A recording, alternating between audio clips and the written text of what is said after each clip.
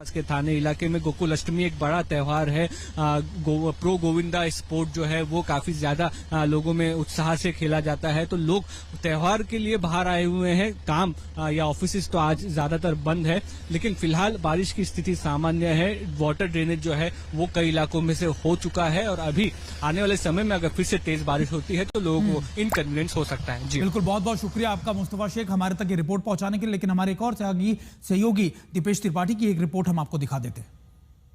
मुंबई में कल रात से ही मूसलाधार बारिश हो रही है, जिसकी वजह से मुंबई की सड़कों पर आज सुबह से ही जलजमाव देखने को मिल रहा है, जिसकी वजह से मुंबई की सड़कों पर बड़ी तादाद में ट्रैफिक जाम लगा हुआ है। लोगों को काफी दिक्कतों का सामना करना पड़ रहा है। आप देख सकते हैं हम इस वक्त मुंबई के साइन हाईवे पर हैं और घुटनों तक पानी में लोगों को ये पैदल सफर जो है वो करना पड़ रहा है।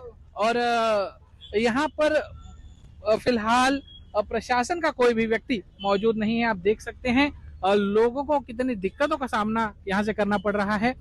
जल जमाव की वजह से सड़क का आधा हिस्सा जो है वो बंद कर दिया गया है। आधे हिस्सों पर ही गाड़ियां जा रही हैं और जो लोग यहाँ से गुजर रहे हैं उनसे बात करेंगे। सर, कहाँ से आप आ रहे हैं और कितना पानी भरा हुआ है? चुनावटी स्टेशन नी हाइट जी, कितना पानी भरा हुआ है? नी हाइट ओके।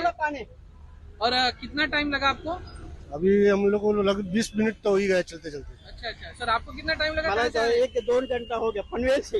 अच्छा, पनवेल से। ओके। कोई गाड़ी या साधन नहीं मिला आपको? नहीं, कुछ नहीं, रिक्शा ही बंद है, रिक्शा आ नहीं सकती। गाड़ी हमारे मिलता है ना, वो ट्रेन से आता है। जी बिल्कुल। तो आप देख सकते हैं लोगों को वाहन यहाँ पर नहीं मिल रहे हैं और काफी दिक्कतों का सामना करते हुए यहाँ पर लोगों को आना पड़ रहा है। जो रास्ता 10 से 15 मिनट का है उसे पार करने के लिए लोगों को 1 घंटे तक का समय यहाँ पर लग रहा है।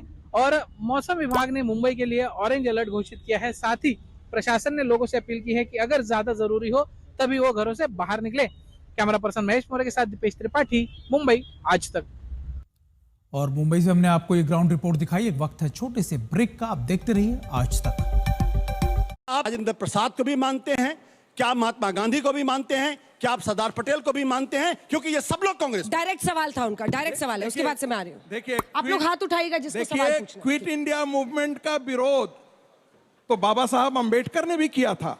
1939 में हिंदुओं को ब्रिटिश आर्मी में भर्ती होने के लिए डॉक्टर अंबेडकर ने भी किया था।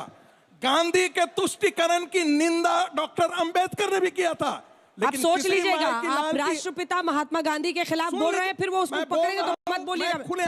ये तो महात्मा गांधी को एजेंट बना चुके हैं। महात्मा गांधी को एजेंट बनाने का काम संगीत रागी ने किया है। माफी मांगनी चाहिए। उन्होंने कहा कि गांधी जो है वो देश के साथ गलत कर रहे हैं।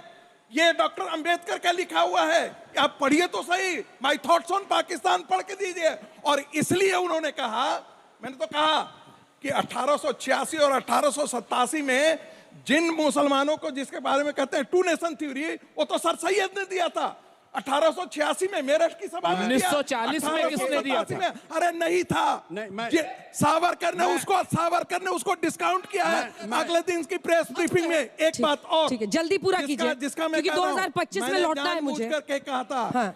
महात्मा गांधी, पंडित जवाहरलाल नेहरू की धारा अलग थी, नेहरू की धारा अलग थी।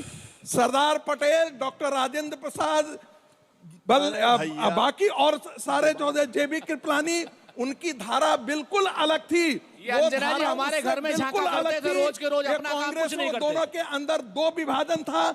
और सरदार पटेल के मृत्यु के पश्चात उस जो राष्ट्रवादी सोच की धारा थी उसको पंडित नेहरू ने लगभग छोटा सिर्फ 2 लाइन का छोड़ दिया। छोटा सा एक अंतिम बात, राष्ट्रीय स्वयंसेवक संघ के कार्यकर्ताओं ने आजादी की आंदोलन में भाग लिया। राष्ट्रीय स्वयंसेवक संघ एज ए संगठन भाग नहीं लिया। ये अतथ्यात्मक गलती इन्होंने। आज भी राष्ट्रीय स्वयंसेवक संघ सत्ता में जल्दी बोलिए, राजनीति नहीं करता है, लेकिन स्वयंसेवक जरूर करता है। मिस्टर रागी जल्दी। संगीत रागी जी की स्तुति गान करता हूं कि उन्होंने कम से कम ये तो मान लिया पब्लिकली कि आरएसएस का भारत की आजादी की लड़ाई में कोई रोल नहीं था। फिर वही गलत बात। अरे आप ही ने कहा भाई, मैं क्या बोलूं यार? मैंने कहा अब मुझे बोलने दीजिए। 1930 की गलत बात नहीं। दूसरी बात मैंने के बारे में if you go by logic, तो दरअसल ये सर सैयद अहमद का शिष्य बना रहे हैं विनायक सावरकर को। को मैं शिष्य ना, बना आपने रहा हूं कहा क्योंकि टू नेशन थियरी के विभाजन जनक सर 10 सैयद अहमद पर थे। पंडित नेहरू ने सिग्नेचर किया था। अरे भाई आप मुझे बोलने दीजिए ना। रागी जी मुझे माइक हटाना पड़ेगा नहीं, फिर। वो गलत फैक्चुअली गलत बोल रहे ठीक है, हैं। तो हाथ उठाइए ना, आपको टाइम दूंगे, ऐसे थोड़ी बोलिएगा। समय बर्बाद हो रहा है ना, बच्चों को सवाल इन्होंने पूछना खुद ही है। कहा कि टू नेशन की थियरी सर सैयद अहमद ने दी, यही कहा ना इन्होंने। और बाबा साहब अम्बेडकर कहते हैं टू नेशन थियरी। माना किसने? अरे भाई यार, ये अरे रागी जी, गलत बात, गलत बात। हिंदू महासभा ने माना। रागी जी फिर प्रोफेसर आप ऐसे, सुनिए। रागी जी फिर ऐसे सब चिल्लाने लगे, सोचिए क्या तो होगा। जब टू नेशन थियरी के जनक सर सैयद अहमद थे और उसको पालन करने वाले, उसका समर्थन करने वाले अगर विनायक सावरकर थे, तो आप तय कर लीजिए कि आप सर सैयद अहमद की बात सुन रहे थे या महात्मा गांधी की बात सुन रहे थे। हाँ जी, मेरा सवाल है मिस्टर सुरेंद्र कुमार राजपूत जी से। आपने कहा कि आप शांति फैलाने वाले लोगों में से आते हैं, तो मुझे पूछना है कि वो 50 लाख पीड़ित, उनके साथ जो मास किलिंग, मास रेप और जो इतनी ऑनर किलिंग हुई थी, तो उसके उनके उन लोगों की शांति का क्या? बंटवारे के समय जो हुआ था उसका सवाल पूछ रही है वो। बिल्कुल, इस बिटिया ने बहुत सही बात कही है। उस बंटवारे का जो दुख था वो कांग्रेस ने उन सब लोगों के साथ मिलकर के बांटा, और इस तरीके से बांटा वो दुख कि हर घर में कांग्रेस जाती थी, कांग्रेस के कार्यकर्ता जाते थे, मिल बांट करके करते थे। विभाजन एक दुनिया की सबसे बड़ी त्रासदी थी, ये कांग्रेस ने भी माना और ये दुनिया का हर शख्स मानता है। और उस वक्त लेकिन भारतीय जनता पार्टी का पितृ संगठन, जिस वक्त हम लोग शांति की अपील कर रहे थे बिटिया, जिस वक्त हम लोग घर घर जाकर के पैसिफाई कर रहे थे, उस वक्त संघ जो है कत्लेआम करा रहा था। प्रदीप जी जल्दी से। ये इतने बड़े झूठे, ये महात्मा गांधी जी की ओरिजिनल पिक्चर 1944 की आरएसएस के कार्यकर्ताओं के साथ में रिहैबिलिटेशन एफर्ट के अंदर, ये देखिए मैं ओरिजिनल फोटो लेके आया उस वक्त की। ये झूठे यहाँ दिखा दीजिए एक बार। दूसरी बात, अब मैं बताना चाहता हूँ, बाबा साहेब अंबेडकर के एग्जैक्ट वर्ड्स को कोट करूंगा।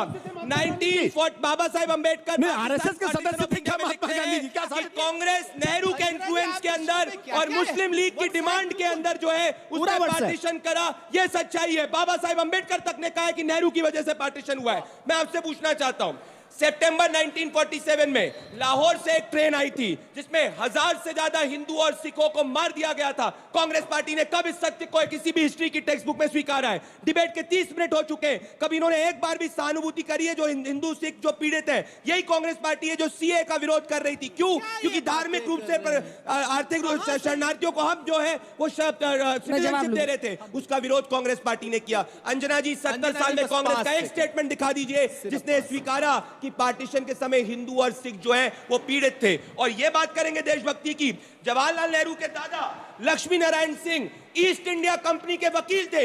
ईस्ट इंडिया कंपनी को लाने का काम कांग्रेस ने किया, कांग्रेस को बनाने का काम अंग्रेज ने किया, पार्टीशन पे साइन करने का काम जवाहरलाल नेहरू ने किया। और ये बात करते हैं, ये सुरेंद्र राजपूत जी जल्दी से, जल्दी जल्दी। जो सबसे बड़ी बात है, देखिए नहीं है, सच्चाई है। हंसिए मत, मजाक मत उड़ाइए। मोतीलाल नेहरू किसके लिए लड़ाई? उनको बोलने दीजिए। मोतीलाल नेहरू किसके लिए?